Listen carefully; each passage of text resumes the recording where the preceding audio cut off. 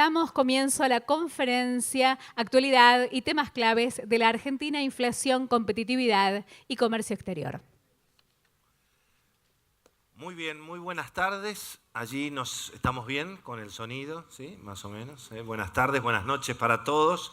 Muchísimas gracias por invitarnos a la Argentina productiva, a la Argentina del optimismo. La verdad que para mí en particular, poder estar un rato hablando del mediano plazo, no estar con las PASO, las encuestas, la grieta. Así que realmente muchísimas gracias al sector empresario, al sector oficial, tanto a la agencia municipal, la agencia provincial de comercio exterior y obviamente la Cámara también. Un gusto estar con semejante panel. Tenemos la verdad que una oportunidad interesante hasta las 9 de la noche, 9 y cuarto. Tendremos para charlar un poco del gran tema de justamente la Argentina productiva, la generación de empleo, la generación de valor, la gran oportunidad que tiene la Argentina y por supuesto las dificultades que hay que atravesar para cumplir todos estos objetivos. Realmente me pareció también muy interesante escucharlo recién al gobernador también planteando la necesidad de los acuerdos, de los consensos. Creo que todos en la Argentina firmaríamos, ¿no? las ideas que acabamos de escuchar, así que también es un gusto estar en la Argentina de los acuerdos, aquí nada menos que en Santa Fe. Bueno, para hablar del tema, por suerte no me toca trabajar a mí, porque tenemos realmente distinguidos especialistas. Lo tenemos al querido Félix Peña, bueno, que es un hombre posiblemente uno de los mayores expertos en comercio internacional, en obviamente relaciones económicas internacionales, estuvo en Cancillería, estuvo en el Ministerio de Economía. Bueno, es un hombre con el que muchos también nos hemos formado en las ideas de lo que fue el Mercosur, así que un gusto tenerlo a Félix entre nosotros.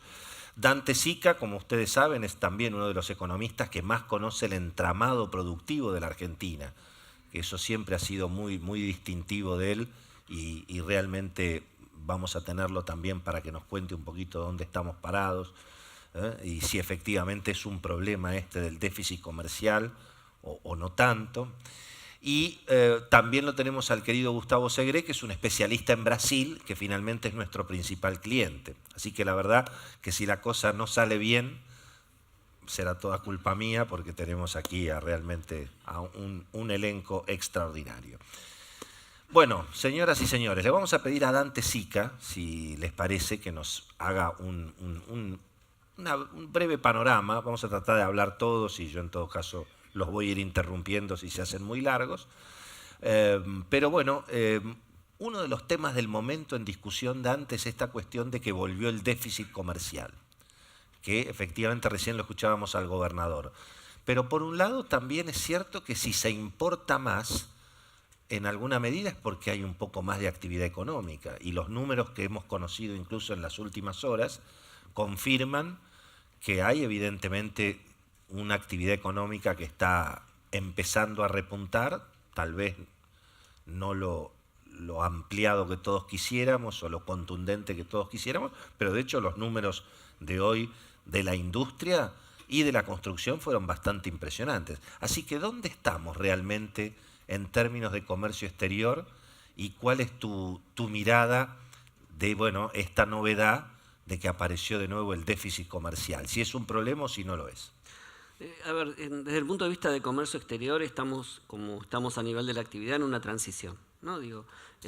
Hay que pensar que el gobierno está, por lo menos a partir del año pasado, empezó a poner o intentar un cambio de régimen económico, ¿no? Es una dualidad, porque por un lado es un programa que intenta volver a darle más equilibrio a la macroeconomía, ¿no? Restablecer los flujos, bajar la inflación, y no veníamos de un desequilibrio temporal de 1 o 2 años, sino veníamos de un desequilibrio bastante fuerte.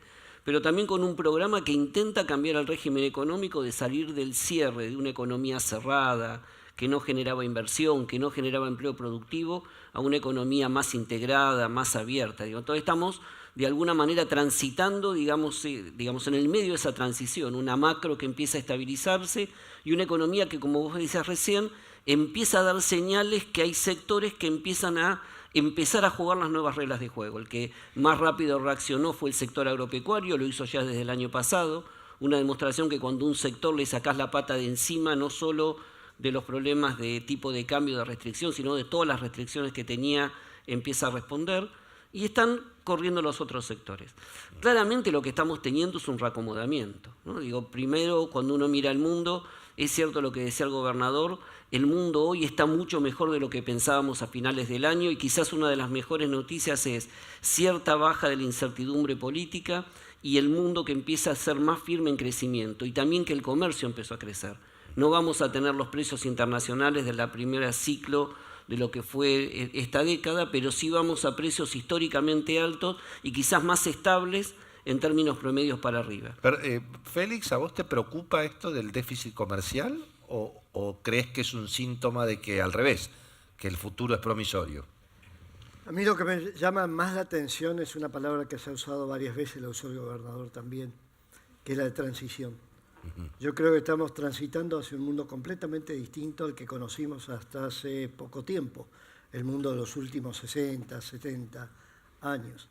Y lo que estamos observando es un reacomodamiento de alguna manera de todos los protagonistas, y eso de alguna manera puede explicar también comportamientos erráticos desde el punto de vista de balanza comercial, de financiamiento del comercio. Claro, porque es cierto que en la caída de exportaciones, según me explicaron a mí el complejo sojero, hace varios años que, digamos, hay menos demanda, bajó la demanda en India, los chinos ahora producen ellos, hay capacidad ociosa, y eso explica mucho la caída de exportaciones, ¿verdad? Hay que tener en cuenta de que han surgido nuevos protagonistas, que en realidad no son nuevos protagonistas. Ellos lo dicen a veces con claridad, hemos vuelto. China, India y otros países que por mucho tiempo fueron países centrales, no solamente en sus regiones. Y ese mundo que surgió luego de 5 o 6 siglos eurocentrado, luego con Estados Unidos, está terminando. Y yo creo que de alguna manera el tema de los comportamientos de cada país, el tema del posicionamiento de las distintas regiones, tiene que ver con esa transición. Captar la dirección de los cambios que se están produciendo hoy es uno de los temas principales de la estrategia de comercio internacional de un país como la Argentina. El peor error que podríamos cometer es imaginar que el mundo sigue igual que hasta hace poco tiempo. Ahora, el régimen que tuvimos durante, digamos, en los últimos años, sobre todo el boom de los precios de la soja, todo eso a la Argentina muy mal no le había venido, digamos. No. Y eso es muy bueno, y cuanto mejor los precios, mejor. Uno de los fenómenos que están ocurriendo en este momento, que ha sido mencionado y que hay que detenerse en él, es el del crecimiento de la clase media urbana en los países, particularmente del Asia, pero también en África, en América Latina. ¿Qué quiere decir eso? Que si colocas nuestra proyección al mundo en los próximos 5, 10, 20 años, y no hay otra forma de hacerlo, hay que tomar en cuenta que va a haber cada vez más demanda de bienes y servicios que nosotros podemos producir.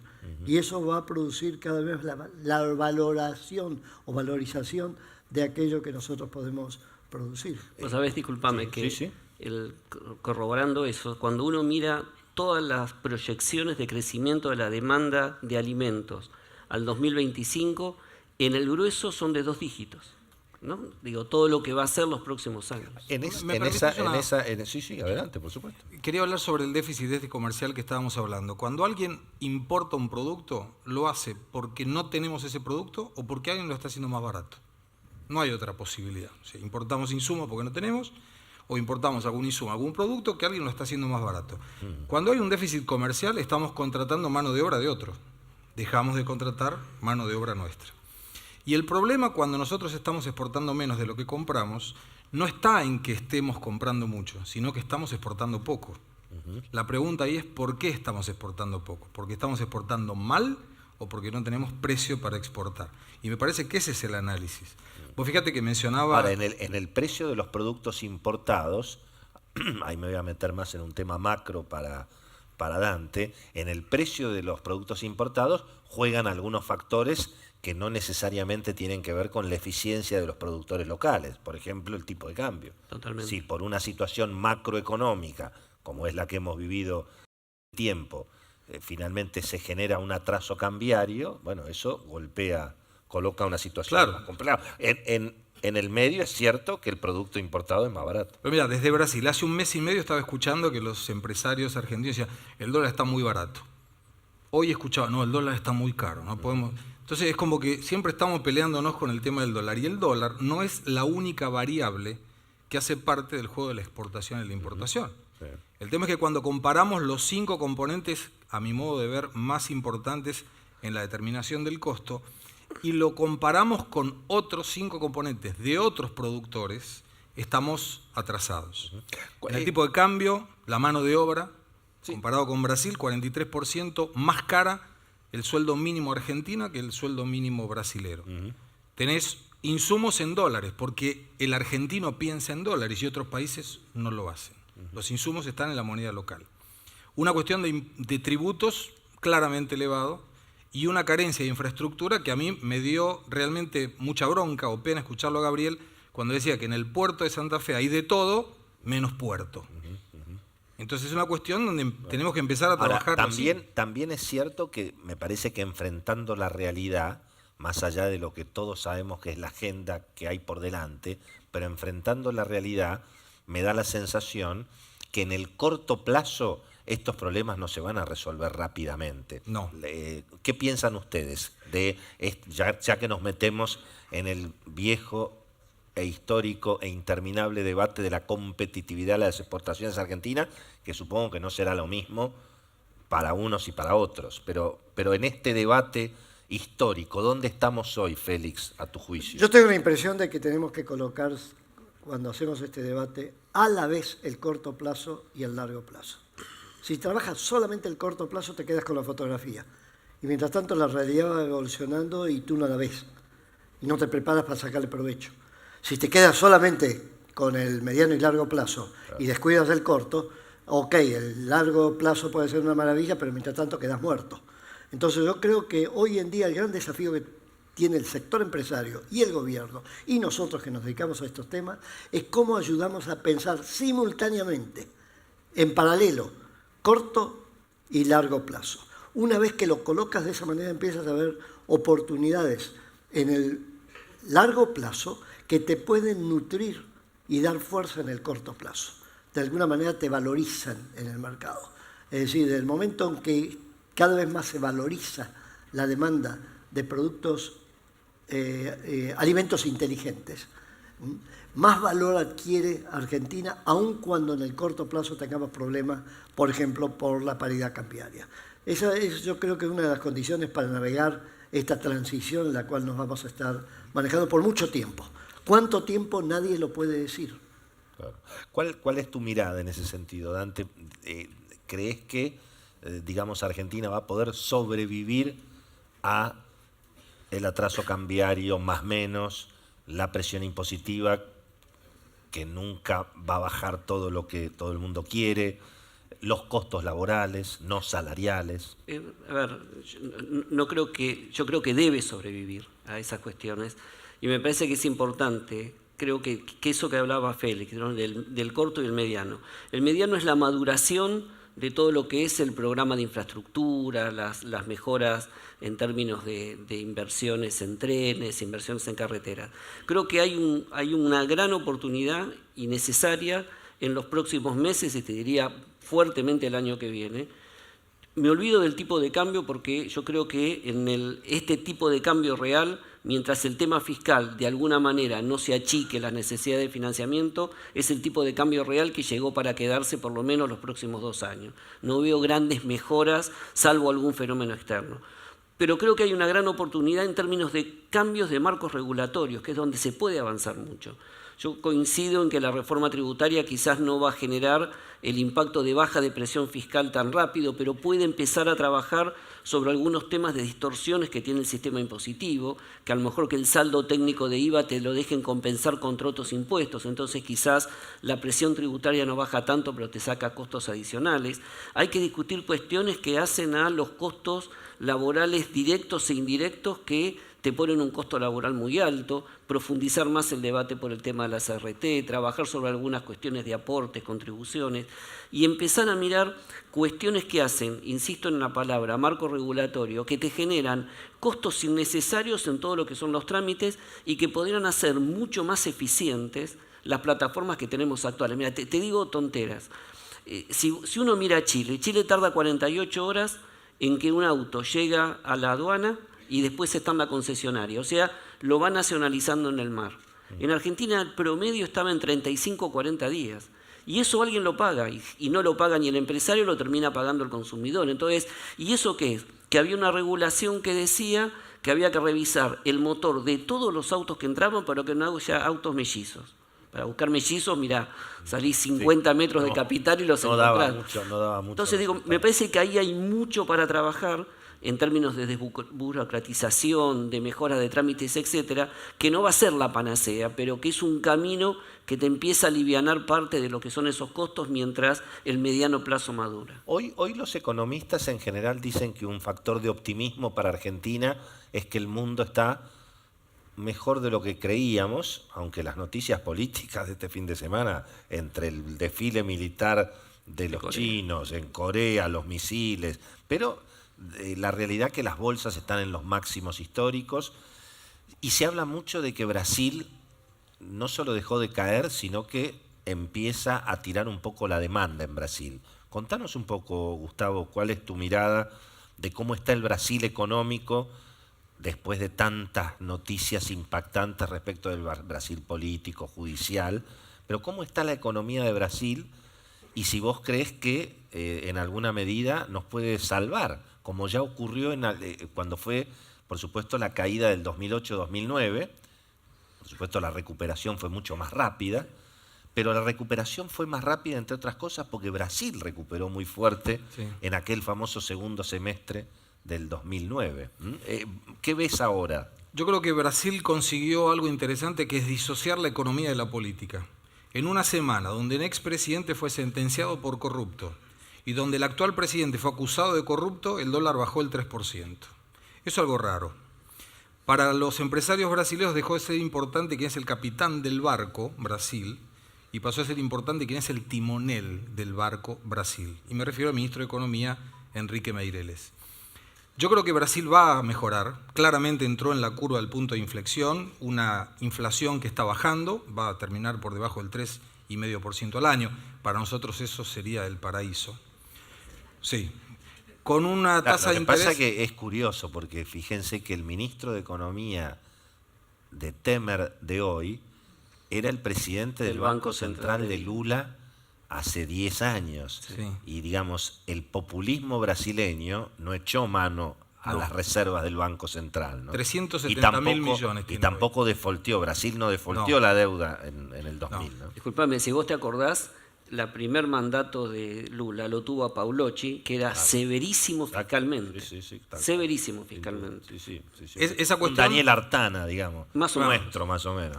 Y te agrego, expresidente del Banco Central, actual ministro de Economía y fue presidente del Consejo Consultivo de JBS, que es el que le está dando problemas a Temer. O sea, tenés de todo y para todos los gustos. La tasa de interés está bajando rápidamente y esto genera un aumento de la posibilidad de tener crédito.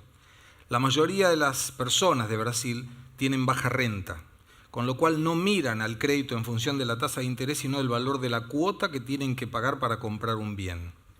Una reducción en la tasa de interés genera esta amplitud del crédito que propulsiona la demanda, que requiere de la oferta y que para mantener la oferta en alta tiene que contratar. Pero cuando se trataba de explicar la recesión de la Argentina en los últimos años, se hacía mucha referencia de que en parte eso era porque Brasil había entrado en recesión y nos dejaba de comprar e incluso mandaba productos a la Argentina eso se dio vuelta. La pregunta, pueden participar Mentira. todos. A ver. Mentira. Dice acá. Y te digo por qué mentira. En el año 2000, de todo lo que Brasil le compraba al mundo, el 12.25% se lo compraba Argentina. Hoy le compramos el 6.34%.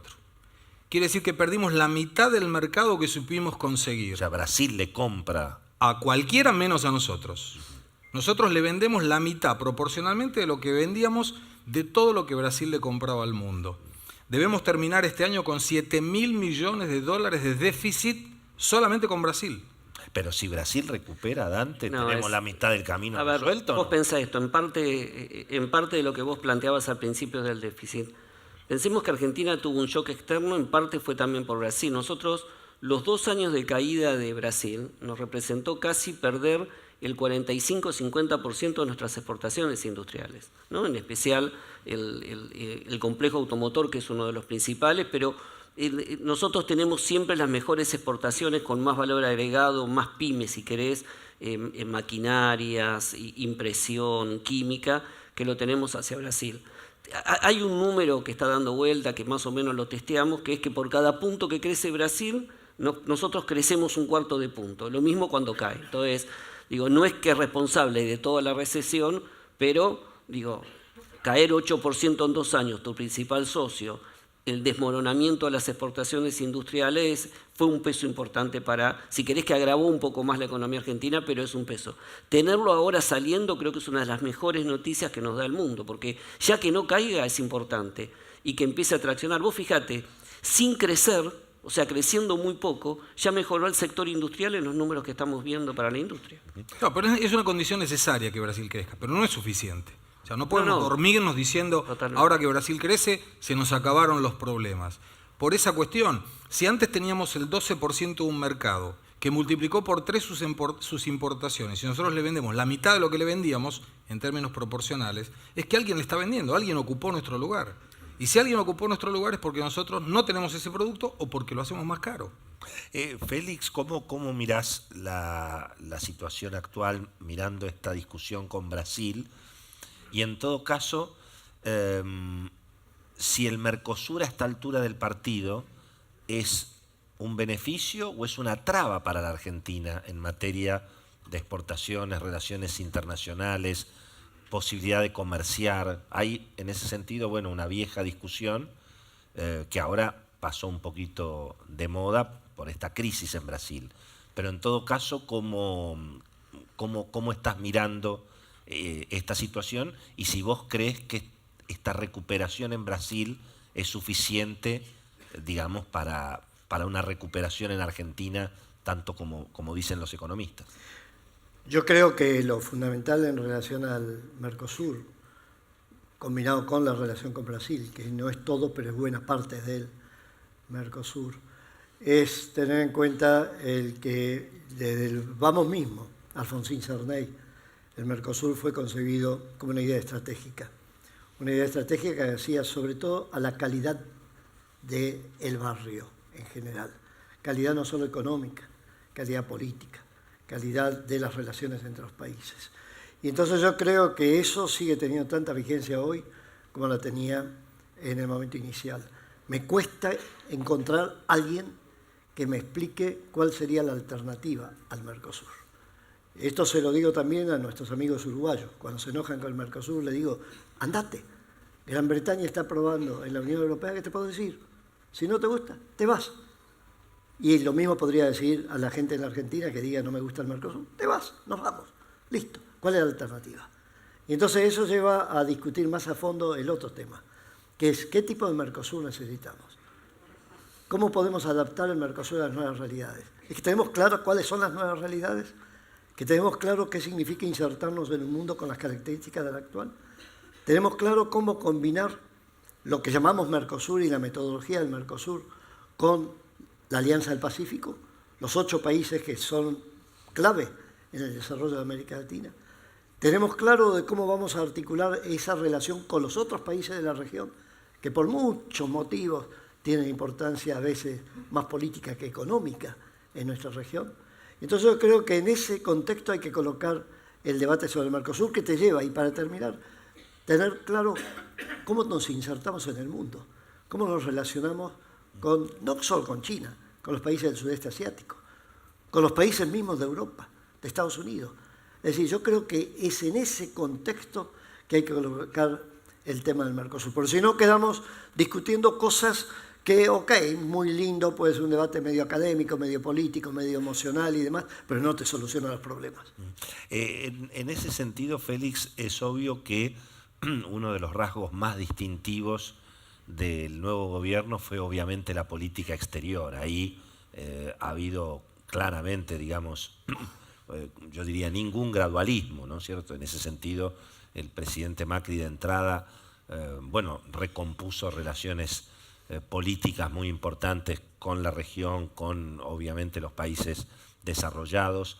En ese sentido, ¿cuál es tu mirada sobre esa estrategia? Y yendo en particular al caso de China, donde, esta es una opinión personal, no de un experto, ahí es donde uno tal vez ve más continuidad en la política con el gobierno anterior. Es decir, la política exterior de la Argentina, puesta así en términos simplificados, ha dado un giro de 180 grados, extraordinario desde mi punto de vista, pero en cambio en China ahí es como que estamos medio parecidos.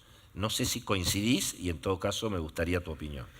No, yo coincido, pero... ¿Qué es lo que nos conviene, que es lo más importante? Yo coincido, pero solo te diría que me costaría imaginar otra política con China. Por algo, la mayor parte de los países latinoamericanos están desarrollando el mismo tipo de política en China. ¿Por qué? Porque simplemente China se ha transformado en uno de los protagonistas centrales de la economía internacional y sobre todo un protagonista central en la definición de las reglas de juego del sistema comercial internacional, que hoy en día están aparentemente cuestionadas por el presidente Trump, que ha sostenido que Estados Unidos no tiene por qué someterse a un sistema de reglas de juego que, lo ha dicho el secretario de Comercio actual, que es obsoleto, que es antiguo, que viene de hace 60, 70 años. Entonces, de vuelta, no veo mucha posibilidad de cambiar nuestra forma de relacionarnos con China. Lo que sí veo la necesidad de profundizar el cómo desarrollamos esa relación y cómo vinculamos esa relación con la relación con los otros países.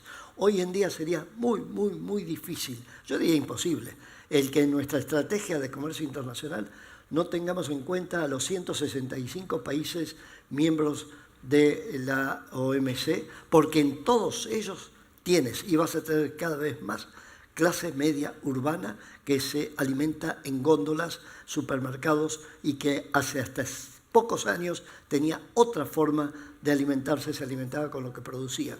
Los cambios en ese sentido son profundísimos. En esa perspectiva hay que colocar el tema del vínculo con China y el tema de la inserción internacional de Argentina.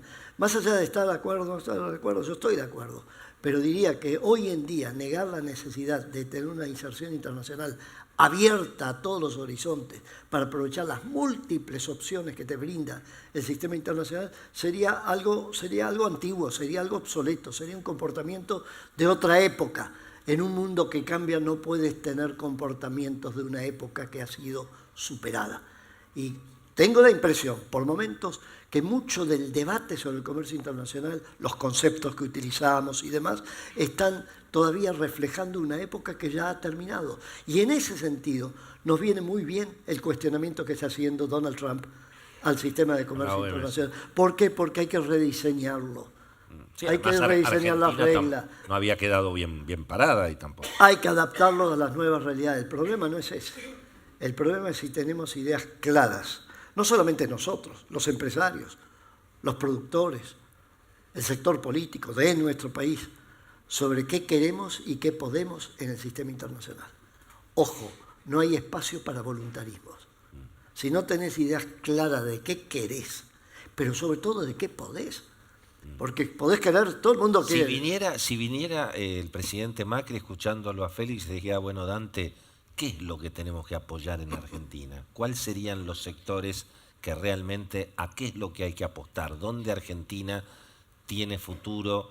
¿Dónde tiene que estar el interés, digamos, por esta discusión de que, bueno, tal vez fabricando computadoras, no van a ganar los chinos, digamos, ¿no? Creo que nos ganaron. Esta vieja Creo que nos ganaron.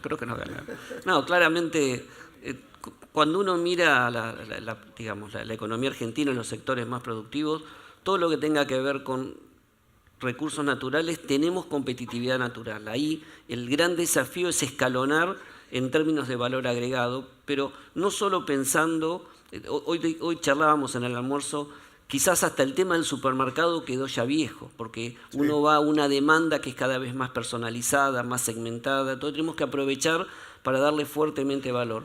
Porque todo el complejo del sector agroalimentario de recursos naturales debe ser uno de los sectores más dinámicos también en generación de nuevo conocimiento y tecnología, a partir de cuestiones de genética, la bioeconomía, etc. Eso claramente lo tenemos. Después hay sectores que van a ser arrastrados por sectores que están empezando a traccionar. El sector energía, telecomunicaciones, empieza a generar una demanda derivada de empresas que quizás no van a ser las grandes exportadoras, pero que van a ser exportadoras o van a traccionar a través de esos grandes sectores.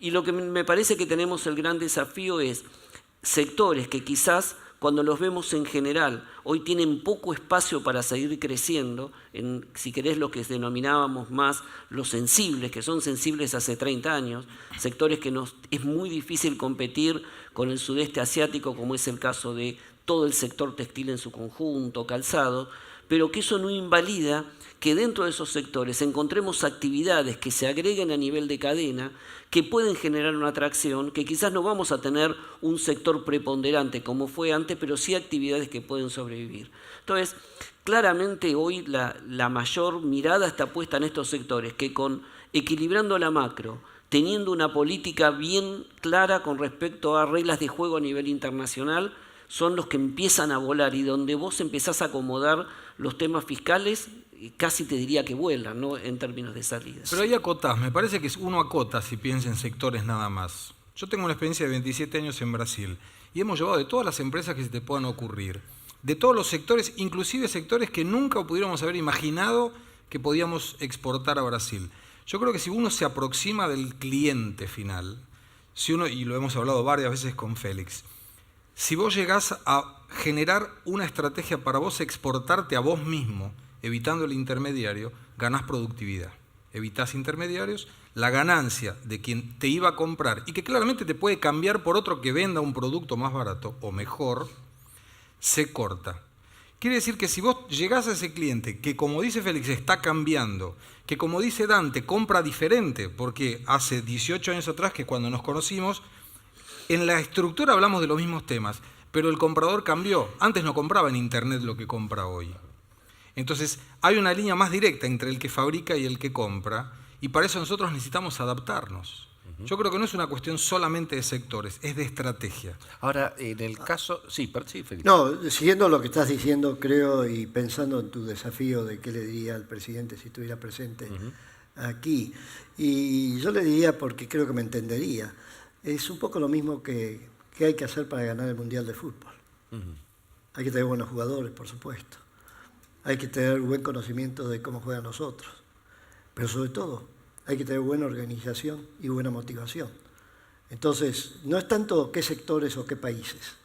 Yo creo que un país como la Argentina, por las ventajas que tiene y demás, no es que en todos vas a ganar, pero podrías en principio partir de la base que en todos los sectores, o en buena parte de los sectores, y en todos los países, en buena parte de los países, tenés posibilidad de tener presencia. Pero tenés que tener un esfuerzo de organización al nivel del sector privado y del sector público y de interacción sector público-privado, creo que es muy superior al que tenemos al que hemos tenido en los últimos años y que tenemos probablemente. Cuando digo últimos años, es muchos últimos años, con el que tenemos todavía en este momento. Yendo a casos micro y aprovechando que Gustavo justamente se ha dedicado a eso, a llevar empresas que quieren exportar a Brasil, suponiendo que más o menos están sorteados o se superan los problemas que todos conocemos, la carga impositiva, eventualmente el atraso cambiario, problemas logísticos, pero aún así,